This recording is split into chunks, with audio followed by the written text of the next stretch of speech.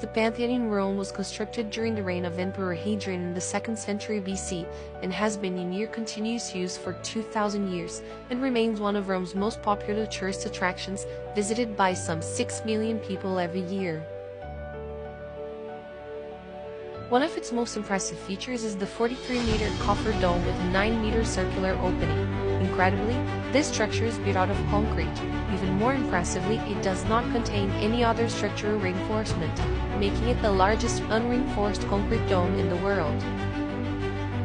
The Romans were masters of concrete construction, but for the most part of our history, we didn't know what allowed Roman concrete to last thousands of years, while modern concrete only lasts for a handful. Like our modern concrete, Roman concrete has two basic components: cement, a mixture of limestone and clay that's charred and then ground up into a fine powder that's used as a binder because it hardens after contact with water, and aggregate, composed of geological materials such as gravel, sand, and crushed rock that adds strength to the mixture. Modern cement, known as ordinary Portland cement or OPC, is made by heating limestone as well as various other ingredients including clay, iron ore, sand, gypsum, and coal ash in a kiln to produce a mixture called clinker. The clinker is then ground down to produce cement powder. The composition of Roman concrete was very similar, consisting of calcium oxide or quicklime. This was then mixed with pozzolana, a fine glassy volcanic ash found mainly around the Bay of Naples. Pozzolana was considered the secret source of Roman concrete. What are the main differences between modern and Roman concrete? The modern version uses aggregate composed mainly of sand and small-sized gravel, while the Roman used aggregate composed of tephra, fragments of rock ejected into the air by an erupting volcano. Also, Roman concrete did not harden by drying like its modern counterpart, but via hydration and crystallization of the calcium aluminium silicate compounds formed by the reaction of quicklime and the pozzolana volcanic ash. As a result, the concrete could set in absence of oxygen, even underwater.